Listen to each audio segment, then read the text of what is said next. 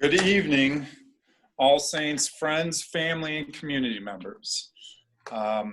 This presentation that Ms. Strasbaugh and myself are going to give you is a description of and a visual of all of the precautions that we've been working so diligently on to protect, your children, you, and our staff for this upcoming school year. So before we get into that, I would like to bow our heads in prayer as we say in Our Father. So in the name of the Father, Son, and the Holy Spirit, amen. Our Father, who art in heaven, hallowed be thy name. Thy kingdom come, thy will be done on earth as it is in heaven. Give us this day our daily bread, and forgive us our trespasses, as we forgive those who trespass against us. And lead us not into temptation, but deliver us from evil. Amen. In the name of the Father, and of the Son, and of the Holy Spirit. Amen.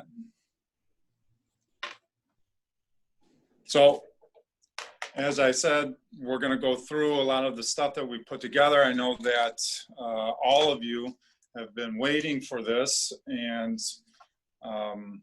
so as we go through it, write down any questions you may have, and we'll get into all that afterwards. So anyway, the first slide describes our PPE precautions. All staff this school year will be wearing face masks and facial coverings. Students in grades pre-K through 8th grade will wear masks / facial coverings. On these masks, we ask that there be no text or words. They can have any designs on them that you may want, but we just ask that there be no words or text on those. Students must be able to put their face masks on and off on their own. And then also, face shields cannot be used in replacement of masks or facial coverings. So no face shields, they must be cloth or fabric masks. If we look at the bottom of the slide, please note that if staff or students cannot medically tolerate masks or facial coverings, as documented through written and signed verification by their physician, then they are not required to wear a mask. So if there's a medical reason behind your child or staff members to not wear a mask, all we'll need is a letter from the doctor indicating as such. Hygiene. Touch-free soap and hand sanitizer, paper towel dispensers have been installed throughout the building. Former student of ours who works for us during the summers spent his summer this year installing all of our touchless hand sanitizer, paper towel dispensers, and soap dispensers. Signs of reinforcing proper hand washing techniques have been posted throughout the building. Teachers will be reinforcing those posters and proper hygiene with the students in the first couple of days of school. They'll go through the precautions, how to wash their hands, how to use the hand sanitizer, and then throughout the course of the year, they'll be revisiting all of that information with your students. Teachers will limit time sharing of all personal items and supplies within the classroom. Supplies will be clearly labeled with student names on them. Hand sanitizing stations have been provided and will systematically be checked throughout the course of not only the school day, but also the school year. And there will be frequent opportunities for hand washing with soap and water throughout the day. Definitely before students go into the cafeteria, when they come out of the cafeteria, when they go out on the playground, when they come back in from the playground. Spacing, movement, and access. Desks have been spaced. We have measured each classroom and the desks. We've been in every classroom, and desks are 4 to 6 feet apart in each room. Plexiglass dividers have been installed in the science rooms. I can speak personally to that, as Ms. Strasbaugh and myself are the ones that put them all together. Desks have been arranged facing the front of the classroom. Computer, art, music, Spanish will all occur in the homeroom classroom. So those teachers, the specialist teachers, will be going into the students' homerooms instead of the children going into different rooms for those classes. Students will travel to gym and library. Gym class, Mr. Schultz will be encouraged to get students outside. In many instances, he'll be following the MSHA guidelines in terms of sanitizing equipment, sanitizing balls, things of that nature. But we will be encouraging him to get those kids out of the gym as much as possible. Family members, signs and markings throughout the building to help with social distancing. As you can see in that image to the right, those signs have been posted throughout the building, in our hallways, in the cafeteria, in classrooms. Teachers have been given extra marketing materials to help with spacing throughout the classroom as how things work in their rooms changes and they have to adapt to the procedures. But anywhere in our school where there's typically been a line, bathrooms, cafeteria, outside, you will find those signs encouraging social distancing. Family members and other guests are not allowed in the school except under any extenuating circumstances. Again, years past, in school in general, we welcome and we encourage family members in our community to come into the building. This being one of those, this will be a year where we're going to have to deviate from that philosophy based upon guidance from Wayne County and the CDC, and unfortunately that just won't be the case. But we'll get through that together, and we look forward to the days where we can open our school and we can encourage and have family members and people into the building. Adult guests entering the building will be screened for symptoms, wearing facial coverings and washing, sanitizing hands prior to entering. Strict records, including date and time, will be kept.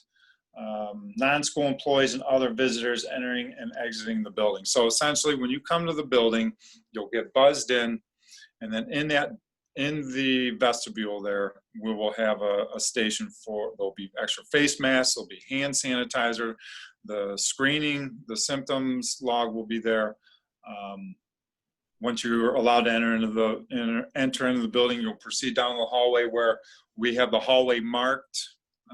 There'll be 2 guests will be allowed in the office, and then there's a section for a line where really, if I think back, I think it's four visitors in a line at the front of the office. So essentially 6 people in the building. So if you're number 7, you'll be asked to wait in the vestibule until we can get somebody else out. So if we look at this next screen coming up, that's an image of the hallway.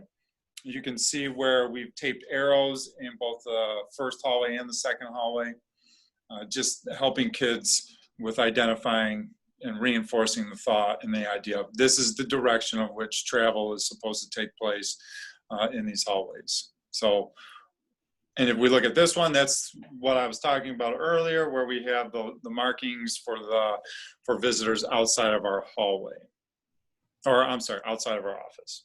That is an example of a classroom where you see the signage in the front of the class, in the window there. This classroom is cleaned regularly, and we encourage 6 feet of distance in between. And those are posted throughout the building. Every classroom, every room has those marketing materials in the front. All right, so looking at some other changes and starting off with masks. As we move through the month of September, we are going to have our priests taping those masses and offering those to families on Fridays. So we have, I think, two masses that are scheduled for Fridays in September, but then when we move back into October and we have all of our students in the building, we will go back to holding those masses on Tuesdays. We will continue to have a combination of live streamed masses as well as in-person masses. So the homeroom class that is responsible for preparing the mass and reading the readings will actually meet the priest in our chapel. We'll have them socially distanced, and we will live stream that Mass into all of the homeroom classes, so kids can watch Mass from the smart board in the classrooms. And then we will have our Eucharistic ministers following Mass be able to provide communion to each of those homeroom classes. So that's what our Mass schedule will look like as we move through phase 4. If we get to a position where we're in phase 5 or 6, we will reevaluate and move back to having more groups participate in Mass in the gym. The lunch and recess. So in past years, we have really had 2 lunch periods, and beginning this school year, we have staggered lunch periods that will be about 4 to 5 different times. So kids will continue to have 20 minutes for lunch, and then the 20 minutes for playground outside. We have an extra 10 minutes built in for extra cleaning throughout the multipurpose room. So teachers will take students into the multipurpose room. We have certain seats that have been labeled, and we've purchased plexiglass dividers so we can space students out and continue to use the multipurpose room. We will be offering a hot lunch program. That program is actually going to start in October. So through the month of September, as we have the hybrid schedule and kids are coming to school on either Monday and Wednesday and Tuesday or Thursday, you will need to provide your child with lunch as well as a drink. But then once we are back full-time in October, the hot lunch program will begin. On the playground, we will provide various outdoor activities that will promote social distancing. And since we are unable, while we are in phase 4, to have parent volunteers in the building, we have support staff members that have been assigned both lunch and recess duty each day to make sure that we have enough adult supervision in those areas. And again, this is one of the pictures. As you can see, we have gray X's where students will be seated. We have the plexiglass dividers, and everyone is spaced out with the 6 feet between them. Also, you'll see the decals on the floor for the hot lunch when that begins in October, so students know where to line up if they're receiving the hot lunch. And then they can move to the window. When it comes to screening our staff as well as our students, we will be doing both starting August 31st, and we will be following all of the Wayne County Health Department protocols. So every morning, our staff will have to conduct daily self-examinations. They need to check temperatures and fill out a survey form before entering the building. If they are showing any type of symptoms, they will need to be staying at home. And for both screening for staff as well as students, we will notify families at any time if we have a positive case within the building. When it comes to the screening protocols for students, every parent each morning will need to fill out a screening tool for each of their children. We are planning on emailing that out through our school notify system every morning to make it more convenient for our families. And you would then click on the link and fill out the information for each child. Every family is responsible to submit that form no later than 7:30 a.m. Our homeroom teachers are actually going to have to log in around 7:45 and identify which families have filled out the survey and which families have not filled out the survey. If you did not If you did not fill out the survey by 7:30, the homeroom teacher will stop the student at the door, and that student will be sent down to our school nurse. And then our school nurse would contact parents before those students are able to go into classrooms. So we're hoping that the daily email blast parents get out will be a good reminder to make sure that those forms are turned in by 7:30. And it will really help us out on our end, just to make sure that you're filling that out and get into that habit. When it comes to the month of September, and as we're going through with the hybrid model, we are going to be checking student temperatures. We have staff members who will be assigned to both front loop and back loop. And we will have cars stack as they traditionally have, but we are going to enter 6 cars into the loop at a time. All of our staff members will have the thermal touch-free thermometers, and we will be checking the temperatures of the kids in the car before they are released from the car and come through the building. Once we're done with the first row of 6 cars, then we will motion for the next 6 cars to come up. And that's how we'll start off in September, taking temperatures. Any students that are showing symptoms will be automatically sent home.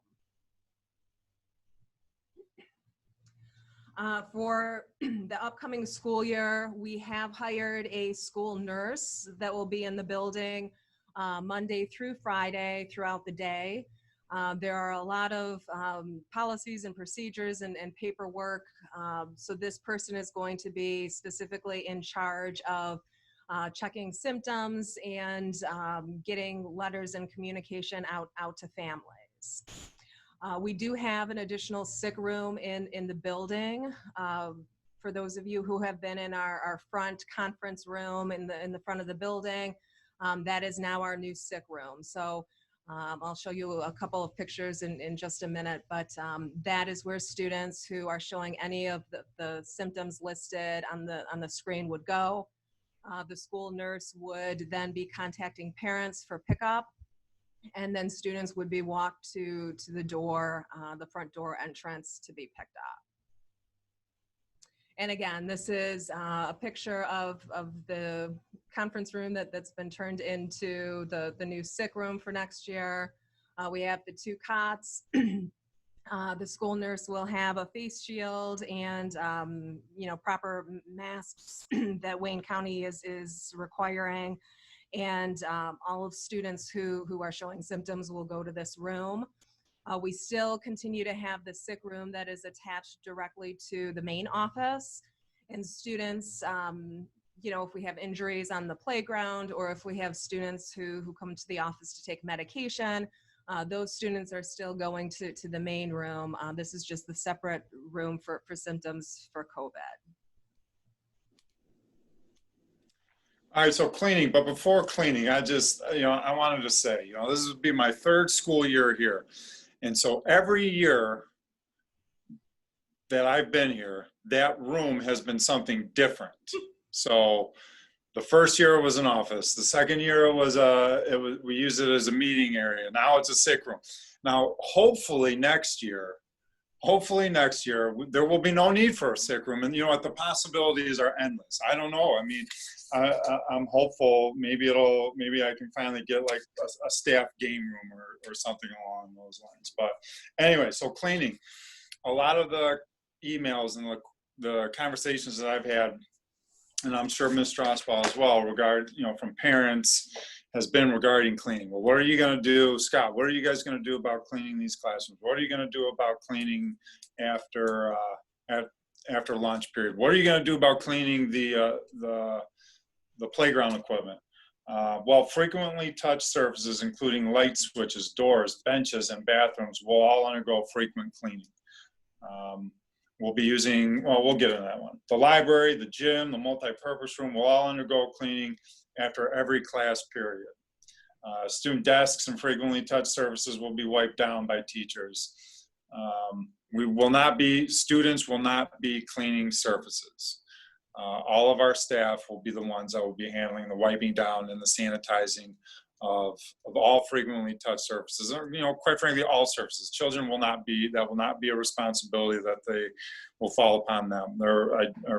I received a couple of emails asking that question. I want to reiterate, students will not be the ones wiping down desks or doing any of the sanitizing of any frequently touched surfaces. Play structures will continue to undergo normal routines, cleaning routines. Staff will wear gloves, surgical masks, face shields when performing all cleaning activities. We'll use an EPA-approved disinfectant or diluted bleach solution. So we found a solution that we'll be using throughout the course of the year, and on the label it does say that this solution does kill the coronavirus. So it's a 3 to 5 minute touch time. So every classroom will have that solution. That's the solution that will be used to clean these highly touched surfaces. The entire school will undergo cleaning, a thorough cleaning at the end of each school day, including sanitizing of toys and other classroom items. Again, I want to reiterate, at the end of the school day, the entire school will be cleaned regularly. We will ensure the safe and correct use of storage of cleaning and disinfecting products, including storing products securely away from children. We've had a couple of conversations with Canton Fire. They've passed along to us the standards and fire code for Canton Township in terms of how to properly store all of these materials. So please rest easy. These products will not be left out, and students will not have access to these materials. All right, COVID scenarios. So this is another one. All right, so as you can imagine, and you might very well have been one of them that has sent numerous scenarios to Ms. Strasbaugh or myself, mostly Ms. Strasbaugh, but I've received a few. So we have 2 scenarios here that we'd like to go through, and by no means am I working, or is Ms. Strasbaugh working under the assumption that there won't be any possible scenarios that you'll send us with questions. So and that's all right too. So if you have any questions or any other possible scenarios and you need some clarification, please feel free to continue sending those our way. So in scenario 1, a student or staff member within the school is confirmed to have COVID-19. Excluded from school until, so 10 days since symptoms first appeared. So that individual will be asked to stay home 10 days since symptoms first appeared, at least 24 hours with no fever. That's 100.4, without the use of a fever-reducing medication. And symptoms have improved, shortness of breath, diarrhea, etc. So students will be excluded from school until 10 days or at least 24 hours with no fever or symptoms have improved. Other impacted household members, classmates, teachers who have been within 6 feet of the person for 15 minutes or more, they are excluded for 14 days after their last contact with a positive case. And that also goes for athletics. So the MSHA is also following those guidelines. So if a person has been within contact if a child has had contact with an individual with a confirmed case, and that individual is less than 6 feet for more than 15 minutes, they will be excluded or asked to stay home for 14 days since their last contact with that positive case individual. All right, scenario number 2. A student staff member is symptomatic and pending a COVID-19 test result. So they'll be excluded from school until they obtain a negative test result and are symptom-free for 24 hours without the use of meds prior to the return of school. Now, prior to COVID-19, and I may or may not have been one of these parents myself where the child has a fever, they're not feeling well. It's easy enough to just put a couple of ibuprofen or some child ibuprofen and bring the fever down and send them to school, and then you can go to work. We are asking that not be the case. We're asking that not be the case. If your child is not feeling well, if they are running a fever, we need to take that serious, and that child needs to see their primary care physician. So please don't just pop in some ibuprofen and send them to school. If they have a temperature, we need to take that serious, complete the screening tool, and then seek further medical expertise. All right, others impacted in that scenario. Household members, classmates, and teachers of pending case should be monitored for symptoms while waiting for a test result. If symptoms develop, they seek testing for COVID-19. These individuals are not excluded from school at this point. If the test result becomes positive, well, then we're going to refer to scenario 1. So if they receive a positive test, and then we'll go to the protocol set in place in scenario 1. Scenario 3, a student or staff member is identified as a close contact to a confirmed contact to COVID-19 case, confirmed case. They're excluded or asked to stay home from school for 14 days since their last exposure and quarantine at home. So again, if staff or a student is identified and they have a close contact with a confirmed case, we're going to ask that they stay home for 14 days. Others impacting that scenario, so household members, classmates, teachers of the quarantined student or staff member may continue to attend school and should be monitored for symptoms. If symptoms develop, then refer to scenario 2. But if symptoms develop, then you're going to go through that whole procedure of testing. And if it's a positive test, then if those test results come back and that child or that staff member has a positive test for COVID-19, well, then they're just going to be asked to stay home and self-quarantine. So if symptoms develop, confined COVID-19 positive test, symptomatic pending test results, or is identified as close contact.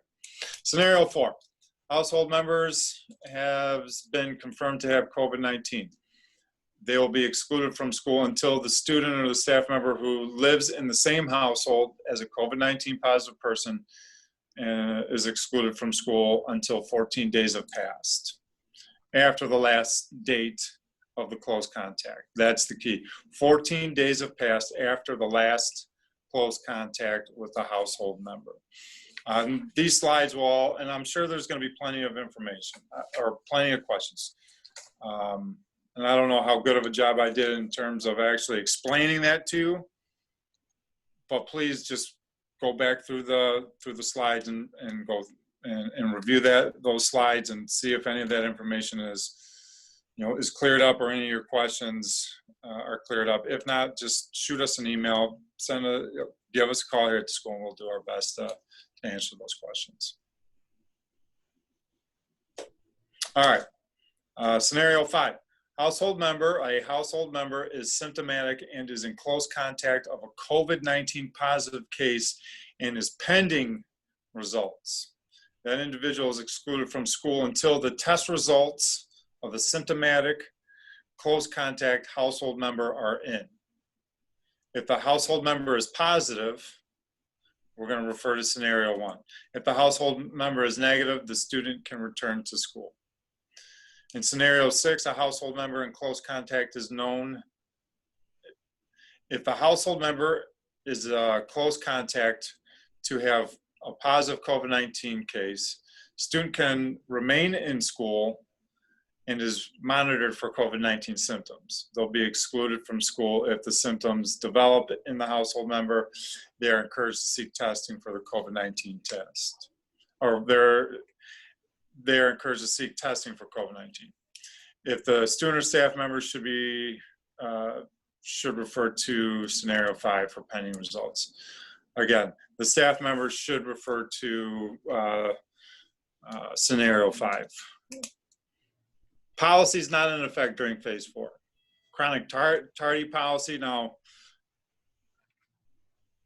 we understand that the pickup and drop off scenarios, everything that's been put in place, parents are going to be completing these The screening policies, pick up and drop off, may take a little while.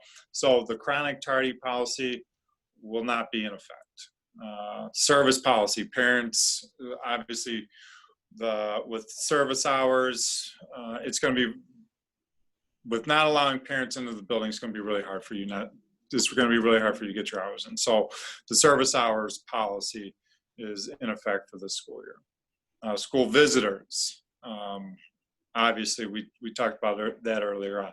We will not be allowing school visitors into the school. Parent volunteers also, until further notice, parent volunteers will not be utilized in the school. Field trips, will not be taking field trips. And then after school activities, not at this moment, not sports, but we're talking about calligraphy club, running club, all of the clubs and those activities. We will not be offering those this school year. And again, if we move into a phase 5 or a phase 6, you know, the parameters and the expectations from the state of Michigan and the Archdiocese change quite a bit. So we're hoping throughout the school year that we'll get to a point where we're in 5 and 6 and can continue to have parents in the building and taking students out for those field trip opportunities and starting to run after school clubs. So we'll keep families posted as we move through the school year with that. You know, typically at the beginning of every school year, we host our annual back to school barbecue where we open up the building and have all of our families meet new teachers.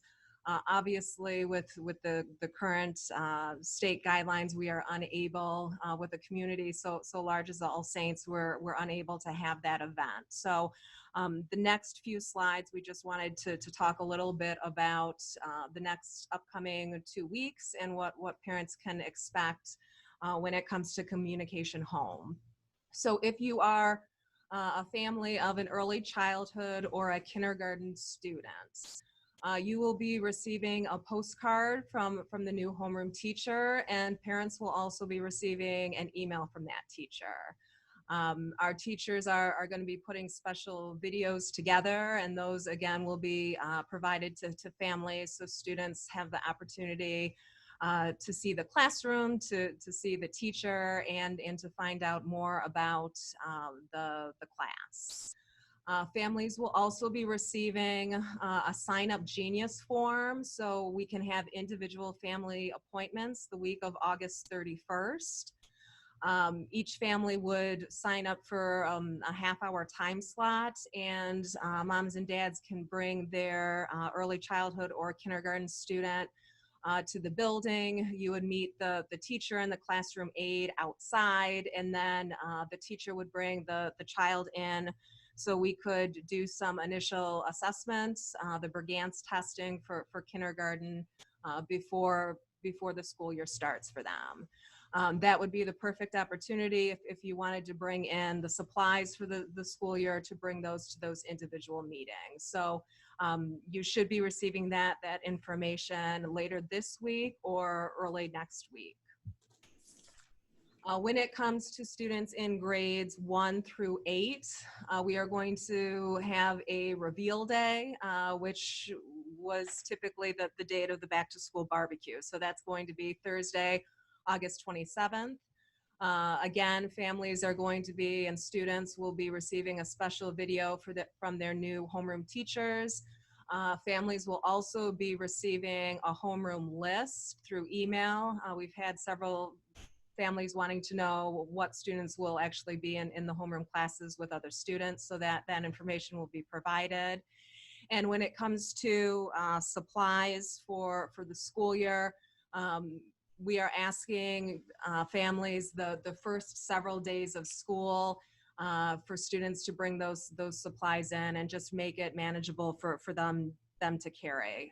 Teachers know that it might take 2 or 3 days to get those supplies in, and that's not going to be a problem. But since we're not able to have parents coming in and assisting with that, kind of spreading it out over the first week of school will be the best way to bring supplies in. We are starting with the hybrid model for the month of September. Mondays and Wednesdays, students with the last names A to K will come to school. Tuesdays and Thursdays, students with the last names of L to Z will be in the building. And then Fridays, teachers will be working with remote learning. So all of the students will be out of the building, but having an opportunity to meet through Google Meetings with their teachers. We are still in the final planning stages for what every day will look like in the month of September. We've been getting a lot of parent questions. Well, if my child's in the building Monday, Wednesday, what exactly are they going to be doing on Tuesday and Thursday? And that is something that Mr. Wisniewski and I are working with teams on right now. So this week we have been meeting with each grade level team of teachers, and we're talking about what that looks like. Additional information will be sent home regarding what the off days look like, and more detail will be coming regarding the Friday remote learning days as well. Again, we're still in the planning stages. We'll finish meetings with teams this week and then have more information to families next week. We have also published our distance learning plan, and we wanted to make sure that families understand we will not be going back to distance learning unless the state reverts back to a phase 1, 2, or 3. So we knew that it was a possibility that we might revert back. So we've spent the summer, we've had a great team of teachers in a planning committee that has really spent the summer helping us figure out all of these different plans. They were key to creating the distance learning plan, and we also got a lot of feedback from teachers, you know, what worked March through May and what could we improve upon. So we hope that parents have been able to read through the distance learning plan. It will be similar to last year's, but we've made many additions that we feel will really strengthen the interaction and the time that kids will have if we do go back to remote. So again, you know, as Mr. Wisniewski had mentioned, if parents have questions about any of this information, please feel free to give us a call or shoot us an email and let us know. And with that being said, that concludes our presentation for this evening, or whenever it is that you choose to watch this video. Ms. Strasbaugh and myself would like to thank all of you for all of your support over these last few weeks and months. I mean, it feels like a lifetime since we've had your children in this building. And as one of our teachers said the other day in one of our meetings, we'll get through this together. We'll get through it as a community. Your children are our children, and we want what's best for them. And all of these policies and procedures that have been put in place are for the well-being of everybody. So with that being said, we cannot wait to see all of your children back in this building in the next couple of weeks. So God bless, have a good evening, and we will see you guys soon. Thank you. Take care, everyone.